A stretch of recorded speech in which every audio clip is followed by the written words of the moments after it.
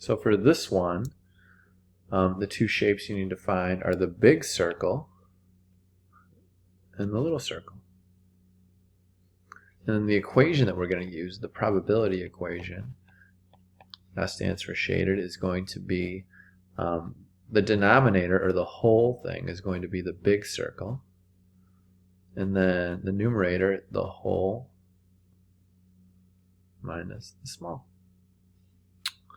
So the tricky thing here is that the big circle has a radius of 12, which you can see. And then the little circle has a radius of half of 12, which is going to be 6. So again, area of a circle is going to equal to pi r squared. Do yourself a favor, put the r squared in parentheses to avoid any errors as far as order of operations go.